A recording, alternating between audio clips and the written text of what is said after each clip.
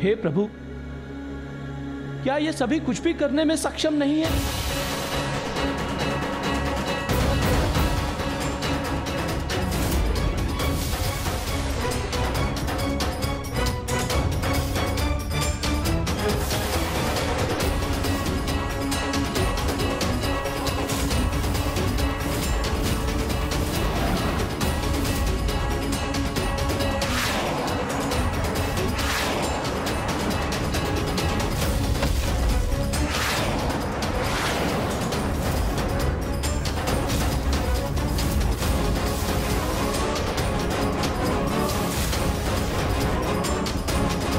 लंकेश तो बड़ी तीव्र गति से आत्मलिंग की ओर जा रहे हैं। कहीं नंदी जी और शिवगणों की ये योजना भी असफल ना हो जाए।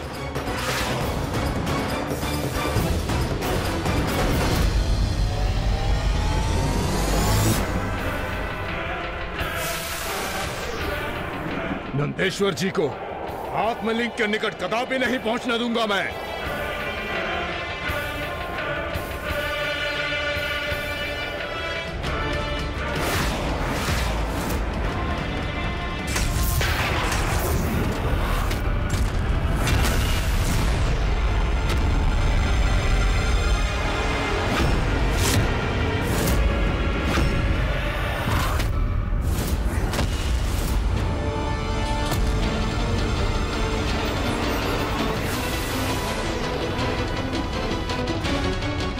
आत्मलिंग को थामने के लिए कोई नहीं है वहाँ। भूमि का स्पर्श होते ही भूमि देवी प्रभु के आत्मलिंग को सम्मान सहित स्थापित कर देंगी। हम भले ही असफल हुए हों, किंतु हमारी योजना अभी भी सफल हो सकती है। जहाँ मेरा आत्मलिंग थल का स्पर्श करेगा, वो सदा के लिए वही स्थापित हो जाएगा। नहीं, मैं ऐसा कदापि नहीं होने दे सकता। यदि आत्मलिंग धरती को स्पर्श कर गया तो वह सदा के लिए यहीं स्थित होकर रह जाएगा।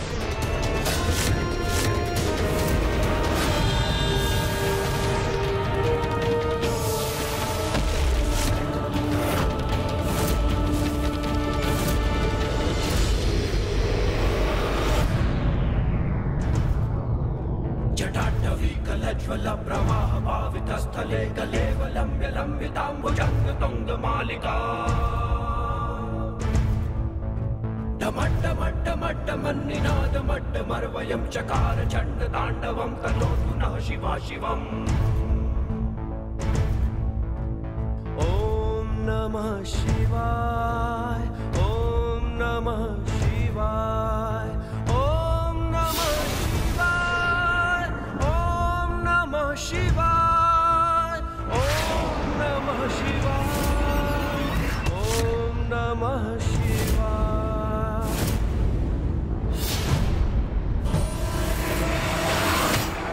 दशानन रावण से आत्मलिंग छीनने का प्रयास कर जो साहस किया तुम सभी ने, उसका उचित दंड मिलेगा तुम सबको। यही संहार करूंगा तुम सबका। शांत हो जाइए लंकेश, मैं आपको पुनः स्मरण करा रहा हूँ। धर्म और पुण्य के कार्य में किसी भी प्रकार की हिंसा नहीं होनी चाहिए। और इसका भी विचार कीजिए कि जिनका आप संहार करना चाहते हैं वो भी उन्हीं प्रभु शिव के भक्त हैं, जिनके आप परम भक्त हैं, जिनके आत्मलिंग आपके साथ है। तभी तो अभी तक ये सब जीवित हैं, और जो इन्हें वानर समान उछलने का ही अभ्यास है। जिस वानर का उल्लेख कर तुम मेरा उपहास कर रहे हो लंकेश, उसकी शक्ति का परिचय तो तुम्हें तब होगा जब तुम्हारा विनाश प्रारंभ होगा। देवता आपके चरण ना दिगा सके, इसलिए आपको बहुत अहंकार है ना अपनी इस शक्ति पर। किंतु देवता तो मेरे चरण दिगाने में भी असमर्थ होंगे, और मैं ये अभी प्रमाणित कर सकता हूँ। साहस है तो आप सभी मेरे चरण दिगा के दिखाइए।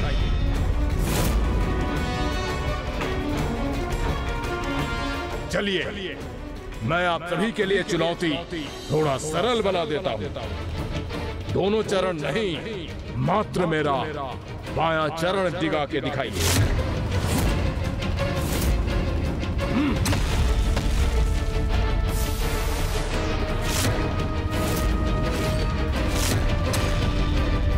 आप सभी के लिए और भी रोचक बना देता हूं मैं इस चुनौती को। आप में से किसी ने भी अगर मेरे चरण को डिगा दिया तो मैं स्वयं प्रभु के आत्मलिंग को आपको सौंप दूंगा।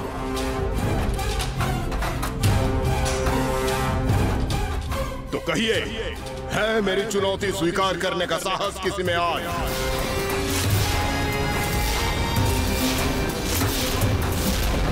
आप में से कोई भी मुझसे संघर्ष करने का साहस नहीं जुटा पा रहे हैं ना? तो ऐसा कीजिए, सभी एक साथ बढ़कर प्रयास कीजिए। लंकेश, मैं आपको दुर्बलता का नहीं अपितु भक्ति का प्रमाण दूंगा।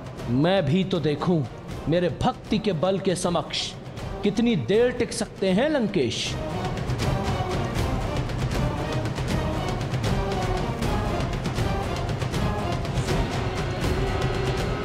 ये तो उचित नहीं। नंदी जी तो स्वयं महादेव के अवतार है। वो भला असुर रावण के चरण स्पर्श कैसे कर सकते हैं?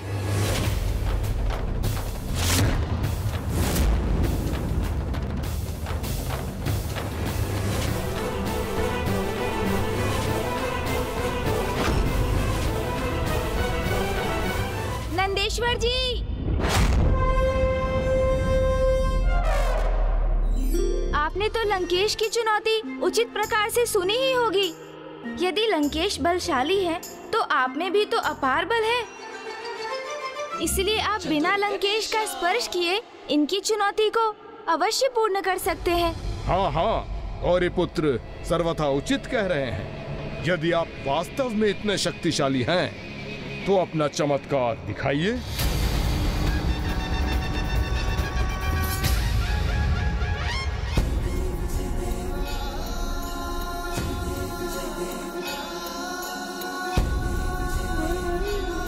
उचित है, मैं आपको अपनी शक्ति के चमत्कार अवश्य दिखाऊंगा लंकेश।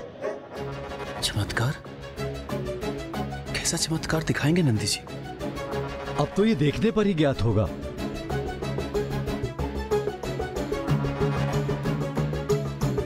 श्रृंगी जी, लंकेश रावण को उनके स्थान से डिगाने के लिए हमारा संपूर्ण तप नहीं अपितु उसका एक अंश मात्र ही पर्याप्त है।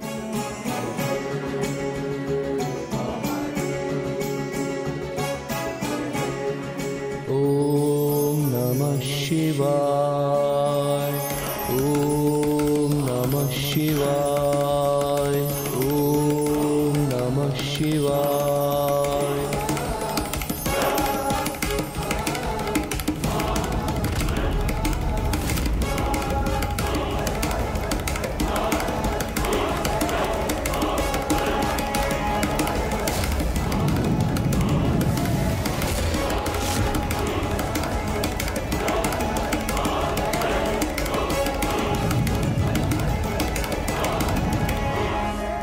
जितनी शक्ति का उपयोग करना चाहते हैं कर लीजिए नंदेश्वर जी, क्योंकि आपकी शक्ति लुप्त हो जाएगी, किंतु अब रावण को उसके स्थान से कदापि नहीं डिगा सकेंगे।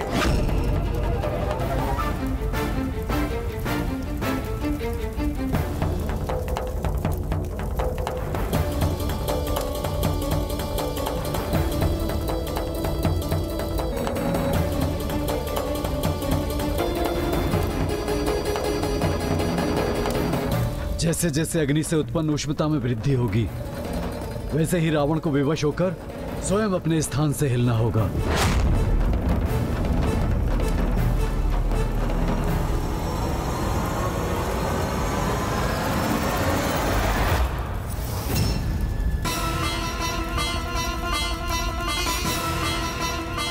अब मैं भी देखता हूं लंकेश, कब तक आप इस अग्नि के ताप को सहकर अपने चरणों को पीछे हटने से रोकेंगे। आप भूल रहे हैं नंदेश्वर जी, इस समय मेरी सहन शक्ति की नहीं, परीक्षा तो आपकी शक्ति की है।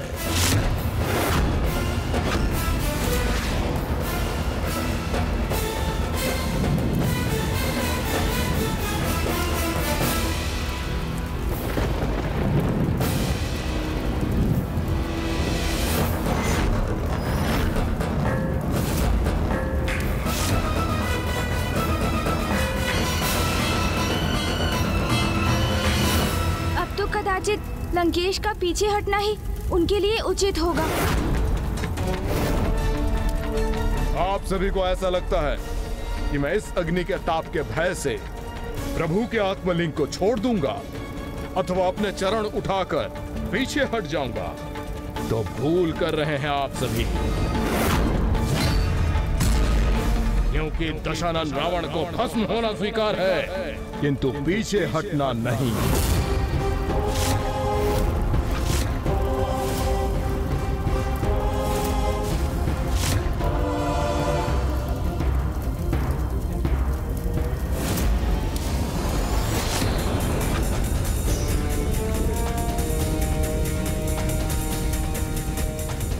अरे पुत्र, मुझे इस अग्नि को देखकर प्रभु शिव शंकर शंभू के अगले अवतार की कथा स्मरण हो रही है,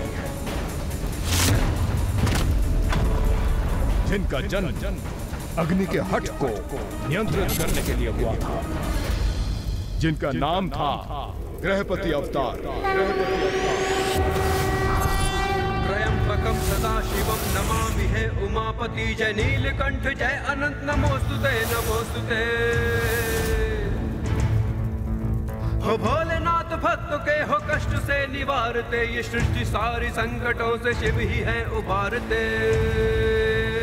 ओम नमः शिवाय, ओम नमः शिवाय, ओम नमः शिवाय।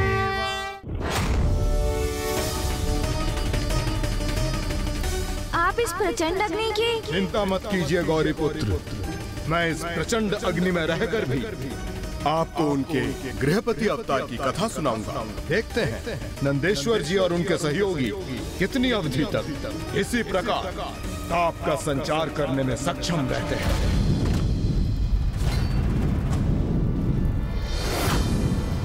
प्रभु शिव शंकर शंभू ने अपने गृहपति अवतार से ये प्रमाणित किया कि यदि भक्तिपूर्ण निष्ठा से की जाए तो सब कुछ प्राप्त किया जा सकता है गौरी पुत्र। अर्थात यदि व्यक्ति उचित प्रयास करे वो अपने लक्ष्य तक पहुंचने में सफल हो सकता है। बहुत समय पूर्व की बात है, नर्मदा नदी के तट पर एक ब्राह्मण विश्वनर अपनी पत्नी सुचिष्मति के साथ वास करते थे। ओम नमः शिवाय, ओम नमः शिवाय, ओम नमः शिवाय, ओम नमः शिवाय।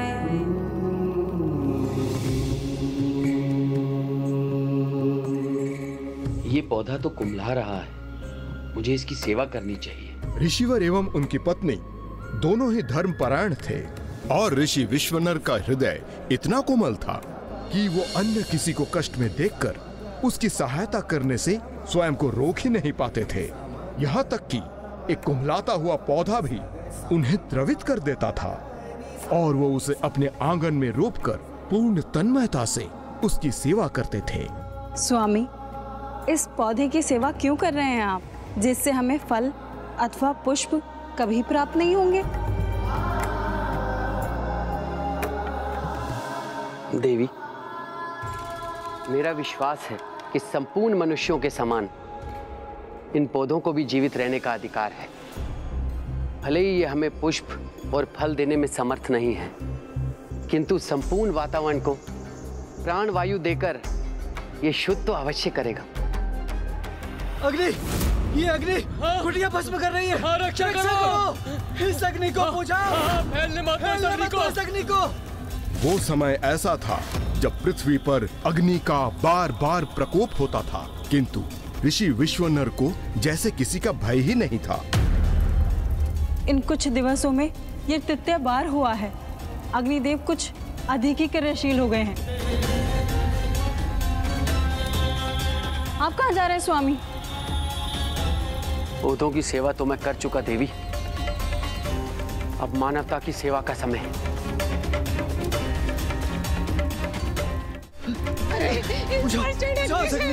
रक्षा कीजिए मेरे पुत्र की, रक्षा कीजिए, पुत्र की रक्षा करो।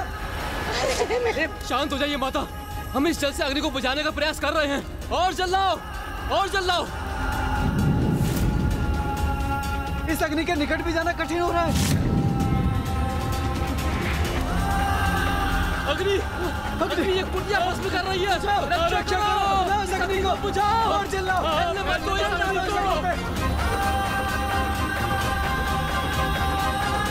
अरे ऋषिवर वहाँ कहाँ जा रहे हैं? स्वयं अपनी मृत्यु में प्रवेश करने जा रहे हैं आप। बुद्धिहीन है क्या आप ऋषिवर? रुक जाइए ऋषिवर। शिव भक्त हूँ, शिव भक्त हूँ, शिव भक्त हूँ।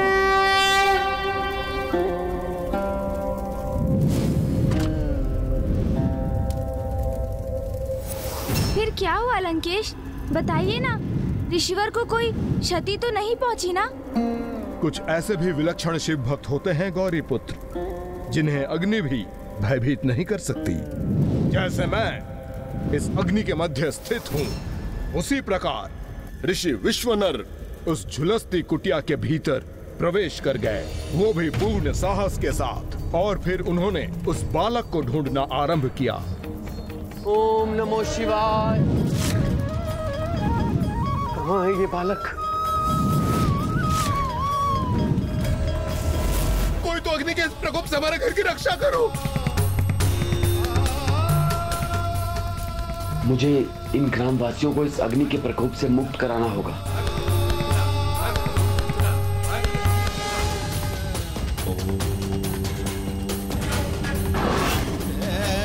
ओम नमो शिवाय, ओम नमो शिवाय, ओम नमो शिवाय, नमो शिवाय, ओम नमो शिवाय, नमो शिवाय, ओम नमो शिवाय। ये ऊर्जा तरंगे अवश्य हमारी रक्षा का कारण बनेंगी। अब कदाचित ये अग्नि शीघ्र शांत होगी।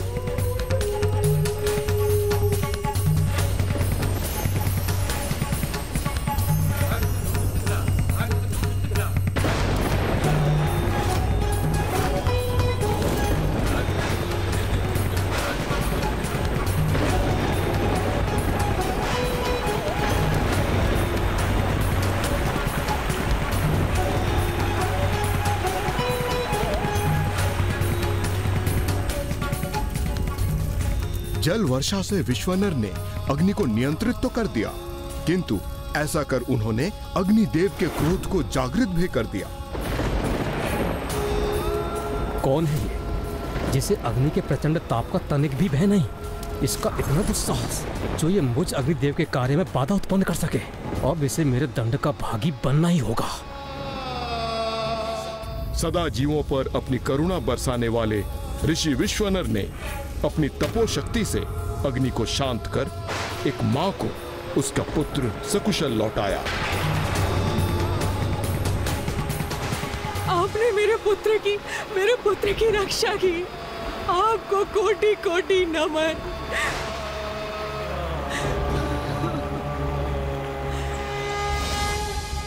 ऋषिवर तो अवश्य एक महात्मा ही थे। हाँ गौरी पुत्र, किंतु उनकी महानता के परिणाम स्वरूप उन्हें क्या प्राप्त हुआ होगा, इसका अनुमान लगा सकते हैं क्या आप? सभी ग्रामवासियों का स्नेह और आदर? नहीं, उन्हें उनकी करुणा, दयालुता और महानता के फल स्वरूप प्राप्त हुआ एक श्राप। एक शाप? कैसा शाप लंकेश? उन्होंने उस ग्राम में लगी आग को तो बुझा दिया, किंतु ऐसा कर उन्होंने अग्निदेव के क्रोध को ही जागृत कर दिया। जब इस घटना के उपरांत ऋषि विश्वनर अपने निवास लौट रहे थे तो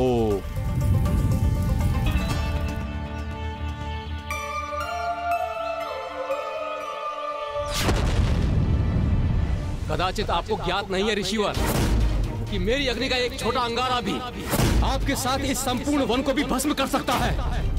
तब भी आपने मेरे कार्य में बाधा डालने का दुस्साहस किया। प्रणाम अग्निदेव। इससे पूर्व कि मेरी अग्नि उस उद्देश्य को पूर्ण कर सके जिसके लिए वो प्रकट हुई थी, आपने उस ग्राम में वर्षा करवाकर उसे शांत करवा दिया। सभी की दृष्टि में मुझे बुरा बनाकर स्वयं को श्रेष्ठ प्रमाणित कर रहे हैं आप। हे अग्निदेव, मेरा तो एकमात्र आशय था कि मैं उस बालक और ग्राम को अनिष्ट से सुरक्षित रख सकूं। इसलिए मैं अपना धर्म निभाकर पुण्य कर्म कर रहा था। और मैं भी तो अपना धर्म निभा रहा था ऋषिवर, क्योंकि अग्नि का कर्तव्य तो स्वयं प्रज्वलित होकर सब कुछ भस्म करना है। अग्नि से किसी को भी कोई क्रीड़ा नहीं करनी चाहिए, क्योंकि जो भी ऐसा करेगा वो उसका दुष्परिणाम अवश्य भुगतेगा। इसलिए मैं आपसे पुनः पूछता हूँ कि मेरे धर्म कर्म में व्यवधान उत्पन्न क्यों किया आपने? क्षमा कीजिए अग्निदेव, मैं तो आगे भी ऐसा ही करता रहूंगा, क्योंकि मुझे पूर्ण विश्वास है कि यही उचित कर्म है और यही मेरा धर्म भी। आप अपनी मर्यादा भूल रहे हैं ऋषिवर। नहीं अग्निदेव, अपनी शक्ति की मर्यादा तो आप लांघ रहे हैं। आपका कार्य तो प्रकृति में जीवन का सहायक बनना है, किंतु आप तो प्रतिदिन अपनी ज्वाला के प्रकोप से निर्दोष जीवों और वनों को भस्म कर देते हैं। क्या इस प्रकार नित्य अग्नि का प्रकोप अनिवार्य है? जिस घृत को मुझे समर्पित कर यज्ञादि में चढ़ाया जाता है उसका पाचन करना अनिवार्य है, अन्यथा किसी को भी यज्ञ का उचित फल प्राप्त नहीं होगा। इसीलिए जहाँ भी कोई किसी प्रकार की असावधानी करेगा वहाँ अग्नि का विस्तार होगा, जो विस्तारित होकर अपने मार्ग में आने वाले प्रत्येक जीव जंतु और प्रत्येक वस्तु को भस्म करेगी। और यही मेरा धर्म है और यही मेरा कर्म है।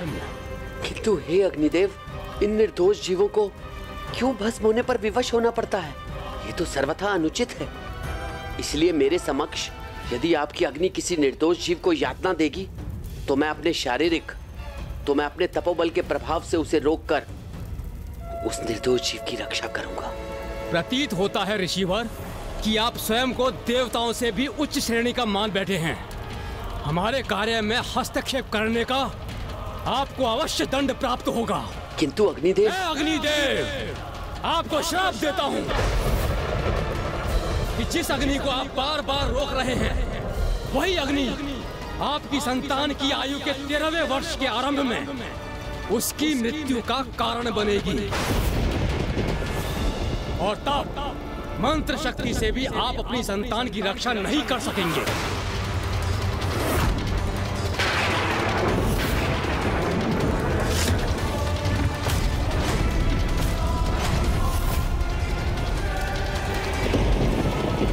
जो सदा परोपकार करते हैं, यदि उनके साथ कुछ बुरा भी होता है तो अवश्य वो किसी बड़े सुफल का ही संकेत होता है। जैसा सुफल मुझे प्राप्त होगा गौरी पुत्र, अभी नंदेश्वर जी और उनके सहयोगी गणों ने मुझे इस अग्नि के ताप से घेर लिया है, किंतु शीघ्र ही अवश्य ये थकेंगे। तब मैं प्रभु के आत्मलिंग को लंका ले जाकर स्थापित करूंगा, जिससे मेरी लंका शिवधाम बन जाएगी। और उसके लिए मुझे जितना भी ताप और कष्ट सहना पड़े मैं सहूंगा।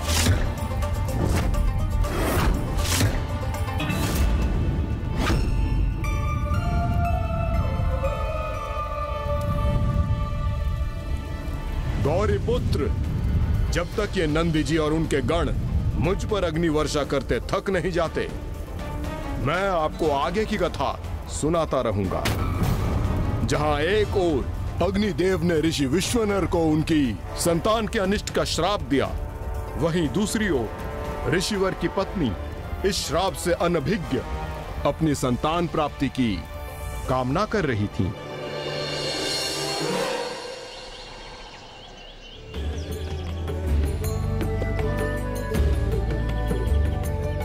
स्वामी, मैं अब मातृत्व का सुख भोगने की इच्छुक हूँ।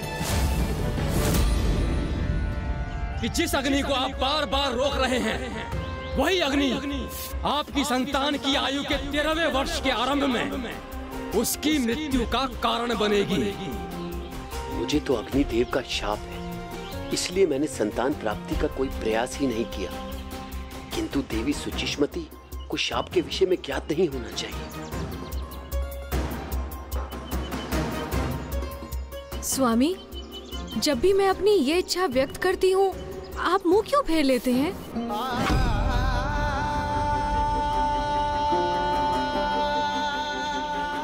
मैं आपको कैसे बताऊं देवी सुचिष्मति कि यदि हमें संतान प्राप्त भी हुई तो अग्निदेव के शाप के कारण हम पुनः निसंतान हो जाएंगे। आज आप संतान रहित रहने का दुख नहीं सह पा रही हैं, तो कल जब संतान होने के उपरांत उसे खोने पर विवश होंगी तो वो दुख कैसे सहेंगी आप? कब तक हम इन पौधों का लालन पालन करते रहेंगे? मैं चाहती हूँ स्वामी कि हमारी भी एक संतान हो, जिसे मैं अपनी गोद में लेकर उसके साथ क्रीड़ा कर सकूं, जिसकी किलकारियों से हमारा गृह और आंगन गूंज उठे। मुझे बताइए स्वामी, हम संतान का सुख कैसे प्राप्त कर सकते हैं? यदि इसके लिए हमें कोई तपस्या करने की आवश्यकता है तो मैं उसके लिए भी प्रस्तुत हूँ। आप उचित कहती हैं देवी। अब तो मात्र तब से ही हमें ऐसी संतान प्राप्ति हो सकेगी जिसका कोई अनिष्ट नहीं कर सकेगा, अग्निदेव भी नहीं।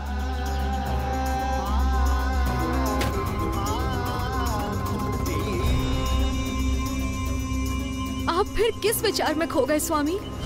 कुछ तो बोलिए।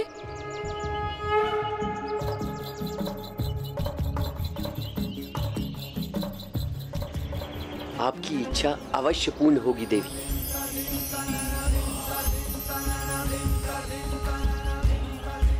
किंतु उसके लिए हमें काशी जाना होगा, शिव की आराधना करनी होगी, जिससे हमें उनके वरदान स्वरूप एक ऐसी संतान प्राप्त होगी जो हमारे पूरे कुल को तार देगी। अर्थात अब प्रभु महादेव के अगले अवतार का समय निकट था। इतना शीघ्र नहीं गौरी पुत्र, क्योंकि घोर तपस्या किए बिना किसी को कुछ प्राप्त नहीं होता। जैसे मैंने तपस्या की तब जाकर मुझे प्रभु का आत्मलिंग प्राप्त हुआ, जिन्हें नंदी और उनके सहयोगी गण मुझसे छीनना चाहते हैं।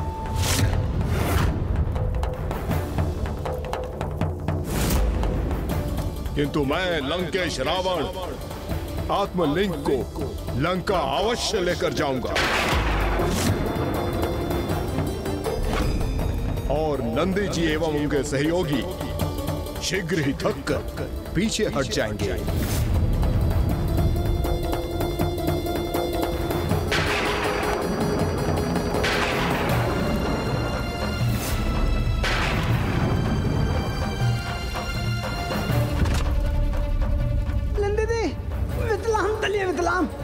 वितलाम तलिए लेंदे दे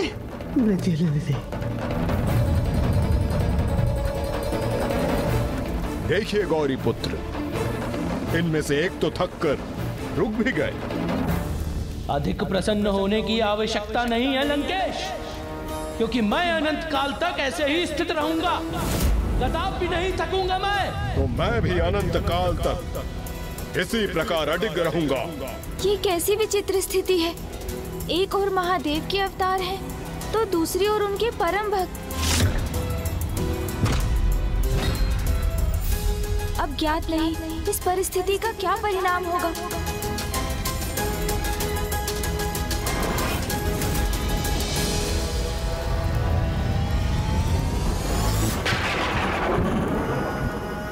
अब जब तक ये दूसरे गण अपने संपूर्ण तपोबल को खोकर निर्बल ना हो जाए, आप आगे की कथा सुनिए गौरी पुत्र।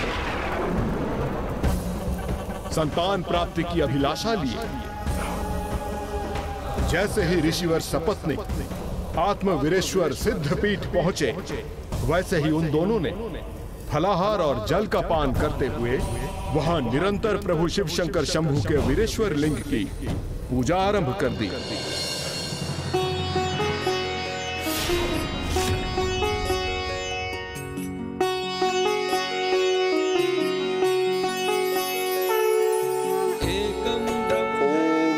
शिवाय, ओम नमः शिवाय, ओम नमः शिवाय, ओम नमः शिवाय।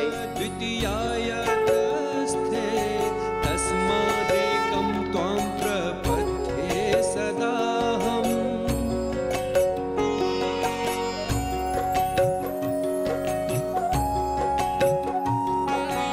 एकः कर्ता त्वं हि सर्वस्य शम्। तेषु एक रूपो से अरूपः यद्वत् प्रत्यप्सु अर्कः एकोऽपि अनेकः तस्मात् नान्यं त्वं वीने। और अगले 12 माह के लिए दोनों प्रभु शिव शंकर शंभु की पूजा में लीन रहे। 12वें माह के अंतिम दिवस पर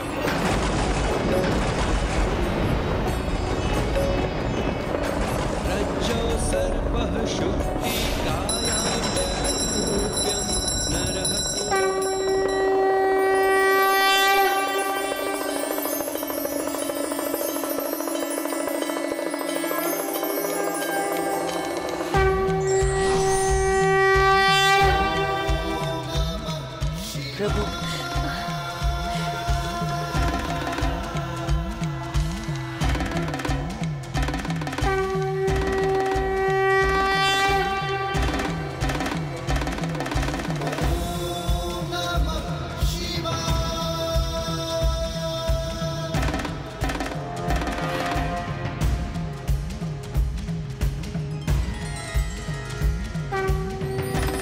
उठिए आप दोनों।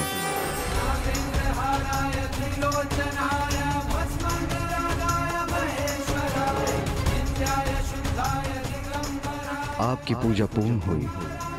बताइए मुझसे क्या अभिलाषा है आपकी? प्रभु आपको तो सब ज्ञात है। आपसे कहां अपने भक्तों की कोई अभिलाषा छुपी रह सकती है।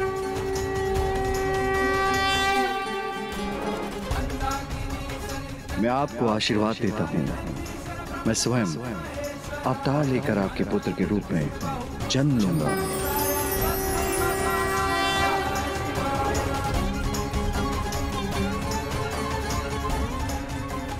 और पिछले 12 माह से जिस स्रोत का आपने निरंतर जाप किया है, उस स्रोत को अभिलाषाष्टक स्रोत के नाम से जाना जाएगा।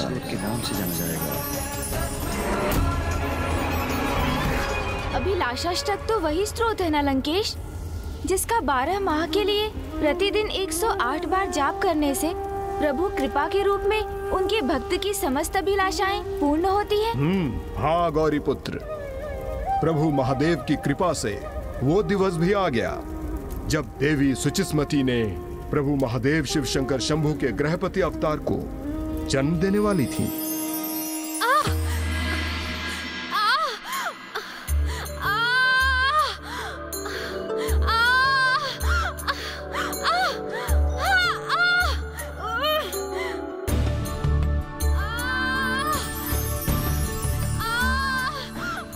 सर्वत्र ऐसे शुभ संकेत दिखाई दे रहे हैं मुझे, जैसे संपूर्ण ब्रह्मांड आनंद तरंगों से पुलकित हो गया है।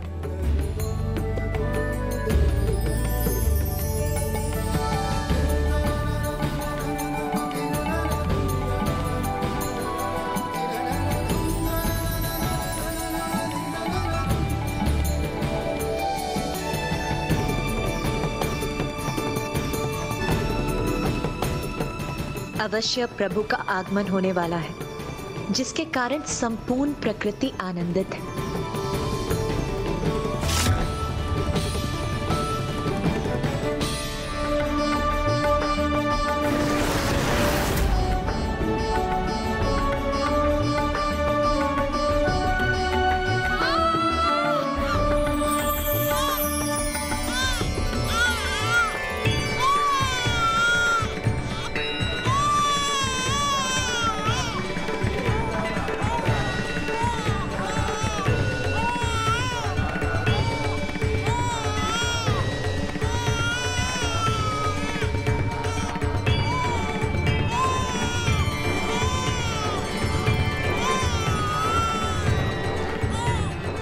ऋषिवर, पुत्र हुआ है।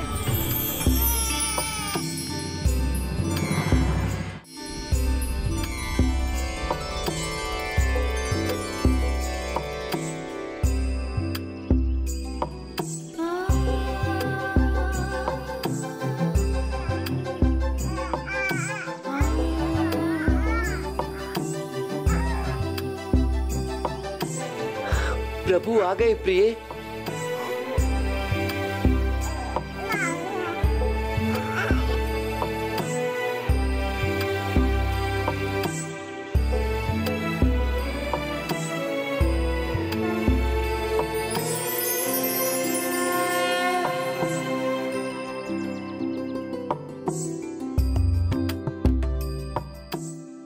इसमें तो मुझे मेरे प्रभु महादेव ही दिखाई दे रहे हैं। इसलिए हम अपने पुत्र का नाम अपने प्रभु के अनेकों नामों में से किसी एक नाम से संबोधित करेंगे। हमारे पुत्र का नाम होगा गृहपति।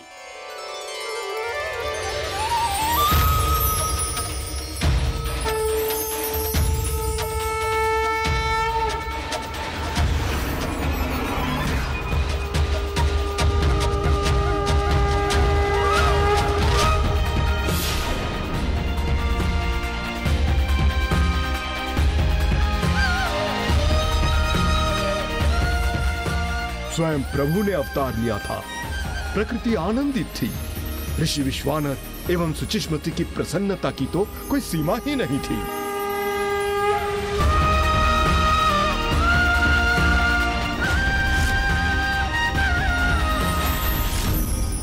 किंतु ऋषिवर के पुत्र पर अग्निदेव के प्रकोप का संकट अभी भी छाया हुआ था।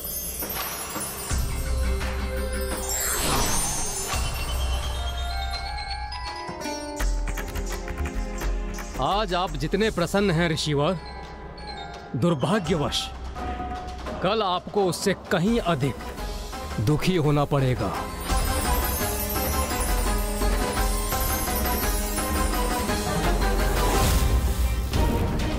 अर्थात जो शाप अग्निदेव ने ऋषि विश्वनर को दिया था, समय आते ही वो उसे फलित भी करने वाले थे।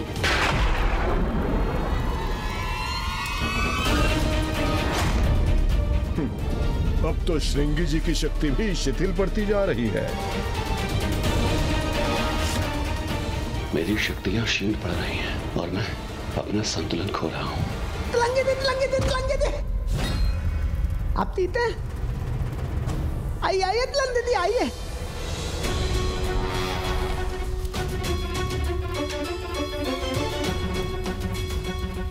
अब तो एकमात्र आप ही शेष बचे हैं नंदी जी।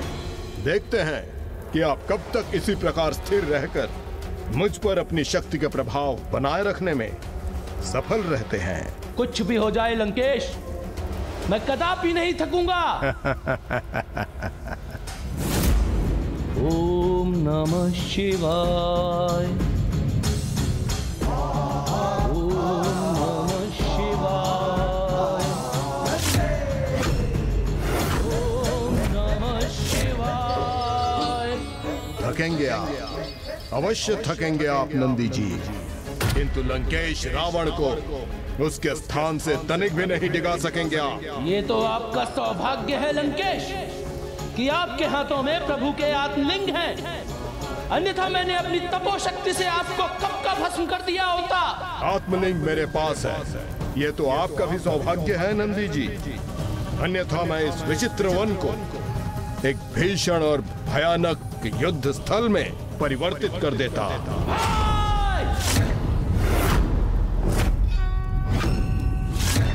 कृपा कर आप इस चुनौती को युद्ध का कारण मत बनाइए। और लंकेश, यदि आप अपने स्थान से अस्थिर होने के लिए तैयार नहीं हैं, तो मुझे प्रभु गृहपति की पूर्ण कथा सुनाने की कृपा ही कीजिए। फिर आगे क्या हुआ?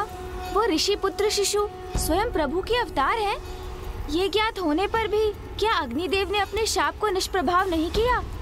शाप नन्हे जीव को दिया गया हो या परमात्मा को, वो तो फलित होकर ही रहता है। जहां अग्निदेव ऋषिवर के पुत्र गृहपति के प्रभु अवतार से अवगत नहीं थे, वहीं प्रभु गृहपति के आयु और आकार में वृद्धि होने लगी थी और ऋषि विश्वनर ये मान के निश्चिंत थे प्रभु के अवतार को अग्निदेव कोई हानि नहीं पहुंचा सकते।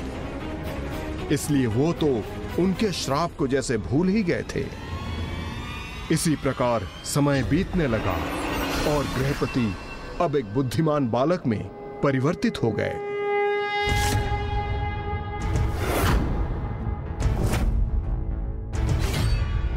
त्रयंबकं सदाशिवं नमामि हे उमापति जय नीलकंठ जय अनंत नमोस्तुते नमोस्तुते।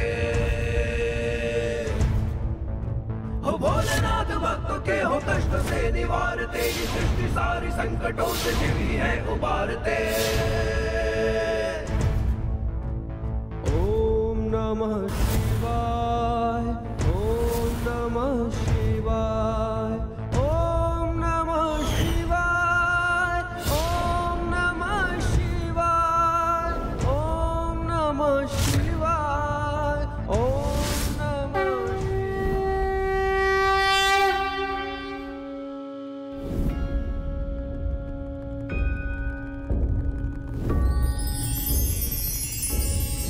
अग्निदेव के शाप के फलित होने की आयु में पहुंचने के पूर्व प्रभु गृहपति अपनी शिक्षा पूर्ण ही नहीं कर चुके थे, अपितु उन्होंने अन्य शिष्यों को शिक्षा प्रदान करना आरंभ भी कर दिया था। ओम अर्थात प्रणव वो दिव्य स्पंदन है जिनसे सभी कुछ प्रकट हुआ।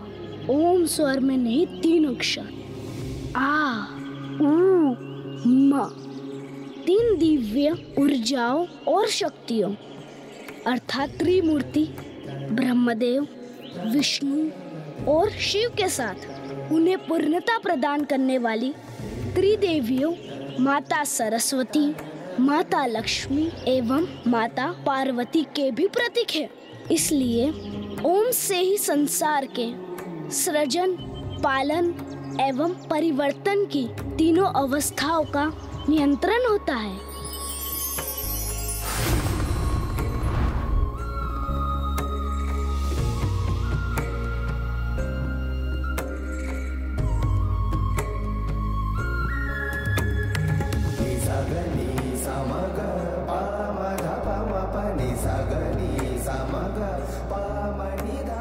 जिस आयु में बालक अपनी शिक्षा आरंभ करते हैं, उस आयु में बालक गृहपति अन्य बालकों को शिक्षा प्रदान कर रहे हैं।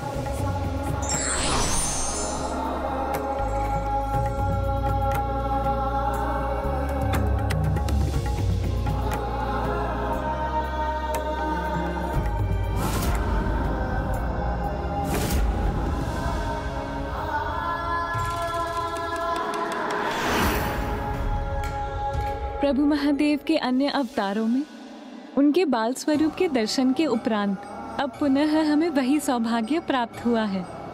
प्रभु गृहपति के बाल स्वरूप को देखकर मेरा मन तो यही करता है कि इनकी दिव्यता को निहारती ही रहूं। क्या हुआ प्रभु, आप अचानक से इतने चिंतित क्यों हो गए? अभी तो हम मन भरकर प्रभु के इन सौम्य बाल रूपों का दर्शन भी ना कर सके और अब इनके जीवन पर संकट छाने वाला है।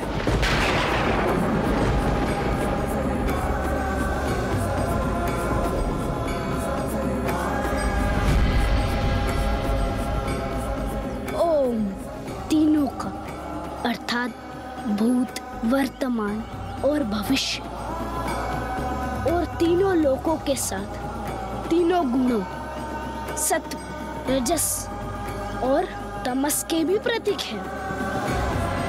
इसलिए ओम स्वर के जाप का उचित प्रभाव हमें तभी प्राप्त होगा जब हम इसका उच्चारण 3 बार अवश्य करेंगे और इस जाप से स्वयं को दैविक, भौतिक और आत्मिक पीड़ाओं से मुक्त करवाकर स्वयं में सत्व और आंतरिक समरसता का संचार करने में सफल होंगे। अद्भुत। सर्वे भवन्तु सुखिनः, सर्वे सन्तु निरामया, सर्वे भद्राणि पश्यन्तु मा कश्चित् दुःखभाग् भवेत्। प्रणाम ब्रह्मदेव। प्रणाम ब्रह्मदेव। ओम त्र्यंबकं यजामहे सुगंधिं पुष्टिवर्धनम् उर्वारुकमिव बन्धनामृत्यैर्मुक्षीयमामृता। ॐ त्र्यंबकं यजामहे सुगंधिं पुष्टिवर्धनम् उर्वारुकमिव बन्धनामृत्यैर्मुक्षीयमामृता। ॐ त्र्यंबकं यजामहे। हे प्रभु, सुगंधिं ऐसे महान पुत्र को पाकर हम धन्य हो गए।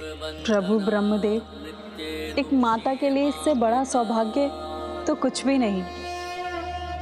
किंतु अब जो होने वाला है उससे बड़ा दुर्भाग्य और कुछ नहीं।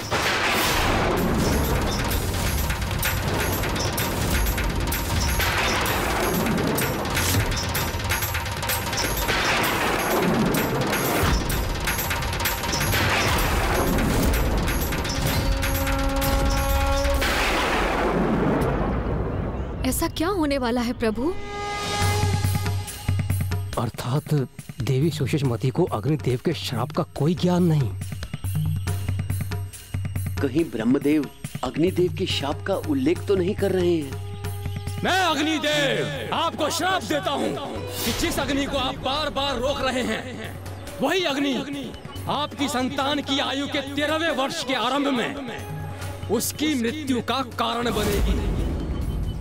क्या आपने अभी तक देवी सुषमती को उसके बारे में अवगत नहीं कराया?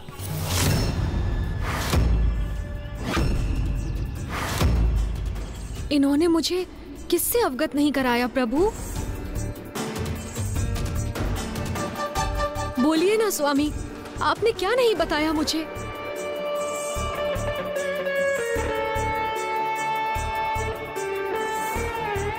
मुझे क्षमा करे प्रभु, मैं ये सच अभी भी बताने में असमर्थ हूँ। आपका पुत्र क्या होगा मेरे पुत्र को प्रभु? आपके पुत्र बालक गृहपति के जीवन का अब अधिक समय शेष नहीं। हाँ?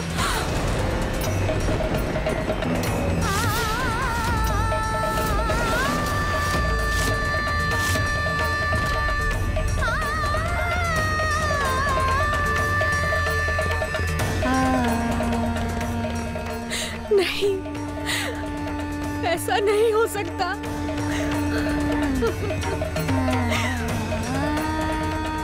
अग्निदेव के श्राप के कारण जब आपका पुत्र 13 वर्ष की आयु प्राप्त करेगा, तब अग्निदेव के प्रकोप से प्रभावित होकर उसका जीवन समाप्त हो जाएगा। ये आप क्या कह रहे हैं प्रभु? ऐसा नहीं हो सकता। स्वामी, स्वामी, ये सत्य नहीं है ना? ये असत्य है ना? कुछ तो बोलिए स्वामी। ये सत्य स्वीकार करने में मुझे भी अपार कष्ट हो रहा है देवी सुचिष्मती। मुझे पूर्ण विश्वास था कि हमारा पुत्र स्वयं महादेव का अवतार है, इसीलिए उस पे इस शाप का कोई प्रभाव नहीं होगा। प्रभु, आपको तो ज्ञात होना चाहिए ऋषिवर, वरदान हो अथवा श्राप, सामान्य जन हो अथवा स्वयं परमात्मा, उसका प्रभाव तो सभी पर पड़ता है। तो प्रभु, मैं अपने पुत्र को अल्पायु में मृत्यु के मुंह में जाता हुआ नहीं देख सकता। कोई तो उपाय होगा, कोई तो उपाय होगा जिससे हम अपने पुत्र को सुरक्षित रख सके। हम पे कृपा कीजिए प्रभु, कृपा कीजिए। हमारे पुत्र की रक्षा का कोई तो उपाय सुझाइए प्रभु, कोई तो उपाय सुझाइए। उपाय? कैसा उपाय?